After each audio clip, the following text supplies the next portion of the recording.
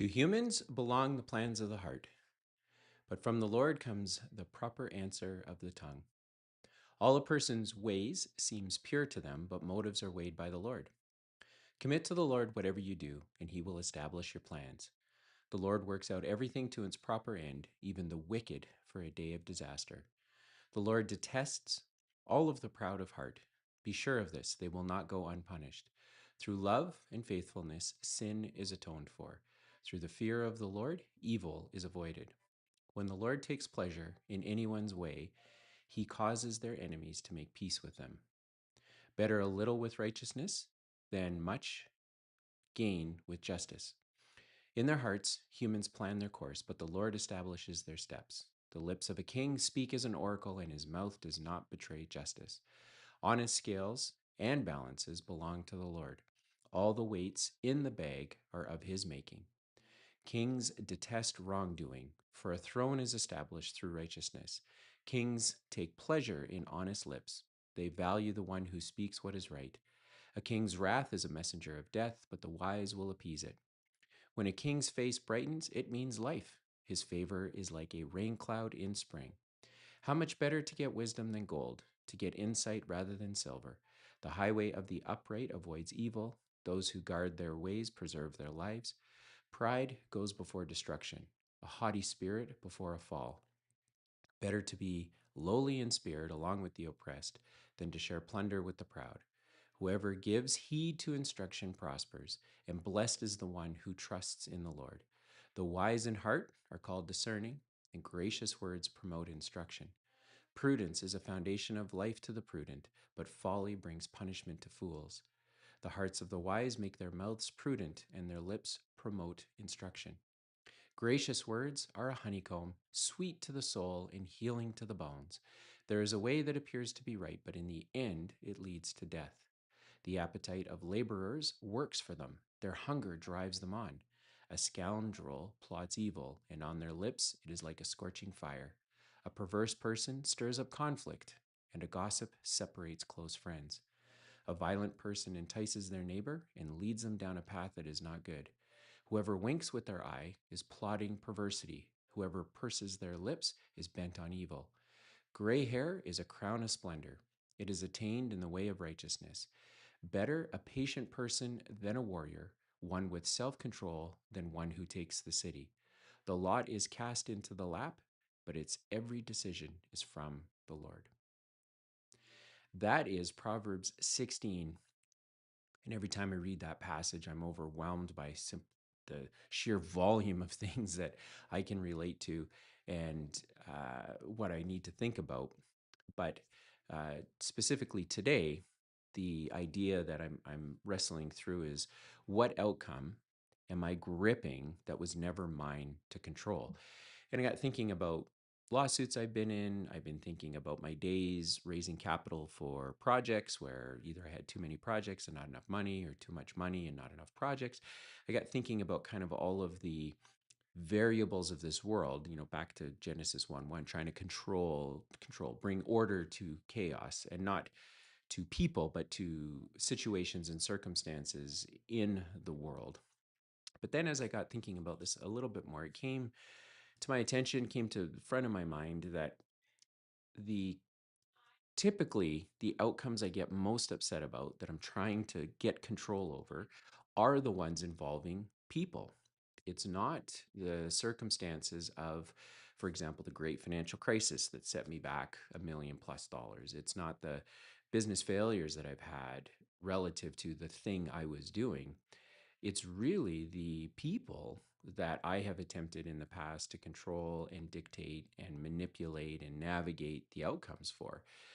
And so as I look to the life of Jesus, who was perfect and conducted himself in a way that I think is meaningful and is a reflection of the God that I think created me, there's a few examples I see of where he was able to simply just release the outcome associated with people in one case and then circumstances in another. And the first one is, if you're a Christian, you certainly know this passage well, but in the Garden of Gethsemane, when he was about to be crucified, he prayed And in that prayer, he said to God the Father, he said, look, if there's another way for this to happen, please let it be so.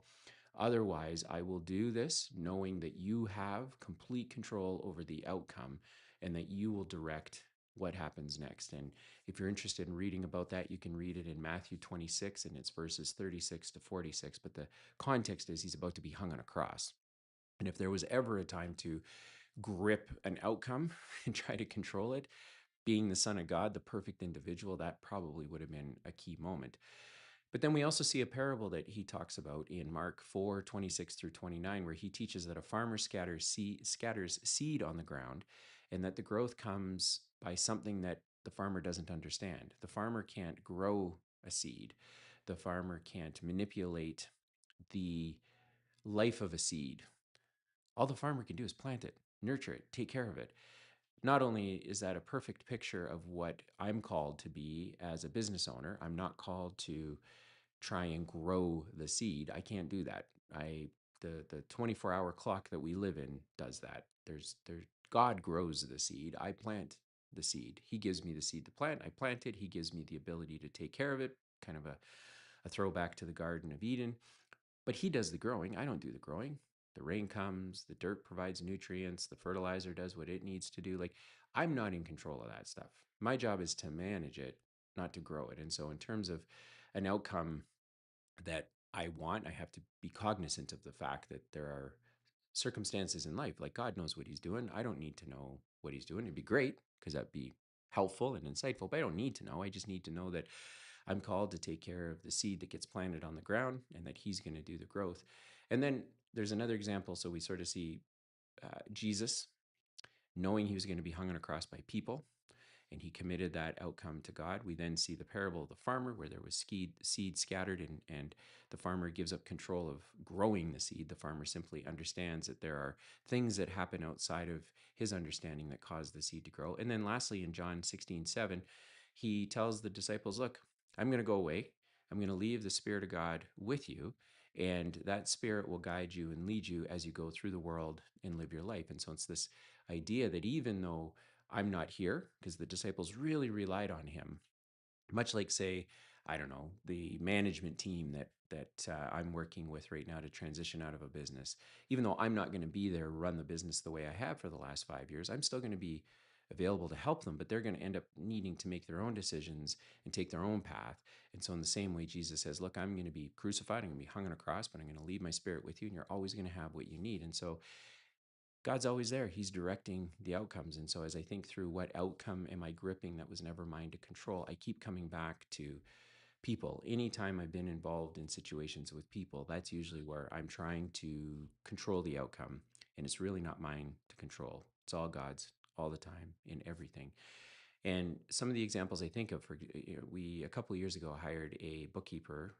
We live in Canada. He was from Mexico, didn't know the accounting rules, didn't know some of the, like, he understood bookkeeping, but didn't really understand payroll and GST and some of those things, sales tax that really apply only to Canada, a Canadian business. And so, in highlighting this overall arc of, as a business owner, my job is to create an environment that is stable, that is durable through systems, through process, and that people will come into that system and process and be able to add value based on their skills and their experience and their knowledge and so forth. And so, as this accountant came in, I spent a couple of months really personally being frustrated because I didn't understand why he, as an individual, wasn't understanding the things he needed to understand. And instead of making him feel bad, for lack of a better description, I went back and re engineered our business process so that whether you understood sales tax or you didn't understand sales tax, whether you understood payroll or you didn't understand payroll, our systems would move you along and prompt you along so that you understood how to do the accounting work associated with both of those things. And then after about 90 days, maybe 120 days, we get into kind of the 6 month mark. I'm really seeing this guy shine. I mean, he's an accountant, so he doesn't have a big personality like maybe I do, but he all of a sudden just started producing really great work. Part of the way I measure that is by how many times I have to get to him before he gets to me. And he just constantly, every day, every week, started building a rhythm and a routine. And that's because the underlying business system and the process was there to support him. I didn't need to continue to remind him and ask him, why aren't you doing this? Why did you make a mistake here? I went back and said, okay, if I'm not responsible for controlling people, if I'm responsible for organizing and ordering chaos associated with someone's role, what does that look like? And it looked like just re engineering what we did in a way that no matter who it was, they could step into that role. And as long as they were an accountant or a bookkeeper, that they would be able to do the job, do it well, but most importantly, add a tremendous amount of value. And so, back to that example of the farmer and the seed, I didn't grow this individual. I simply nurtured the individual through giving him an environment and systems and tools and resources to use that, through God's sovereign hand, was able to really leverage what he was already good at. We just simply put him in, if you will, the best soil so that he could grow. And today, I mean, he's not only has he received pay increases and he taking on more responsibility, I think him as an individual, I think he is feeling more secure in who he is, given that he's from another country coming into a new country, and there's all of the challenges associated with that, that he now is feeling very firm in who he is within our organization. And of course, that's going to flow now into how he goes back to his family, as a young family, how he goes back into his community, and the confidence that he has in being able to conduct himself in a way that God designed him to be.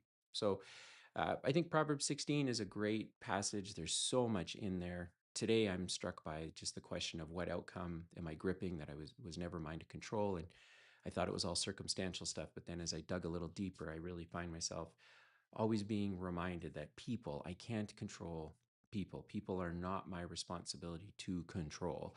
As a business owner, I'm meant to create a stable and durable business for them, where you can put people in our environment, and then they can grow, and they can exponentially grow compared to going into another business. And so that's what I'm thinking about today. If you're not a Christian per se, you think religions are all the same, again, I would just encourage you, just open up Proverbs 16, read it for yourself. If something stands out, research it a little bit. What does this mean? How do I think about it? And what you're going to find, if you're, I think, intellectually honest, is as you keep coming back to the Bible, you're going to keep seeing a theme emerge where it's not about you as an individual. It's about what God has placed into your hands and what he's hoping you're going to do with it with his help. We're not meant to control people. We're meant to bring order to chaos. And I think the Bible just continues to show over and over and over again that each day we're supposed to come, trust that God is doing his thing, creator of the universe, creator of me. He's doing his thing with or without my approval and acknowledgement. And so come to the Bible with that attitude. And then, just again, to be intellectually honest, what's the alternative? Like, your life looks like what it looks like right now. You might think that you are the master of your universe, but if you really spend some time contemplating it, you might find that that's not true. And certainly that's my story. And I'm a slow learner, but I'm getting to a place in my life now where each day that I come to the Bible, it means more and more and more to me. And so Proverbs 16, man, it's such a great chapter to really begin dissecting and thinking through how does this reflect to me what I need to know about myself, specifically as a business owner.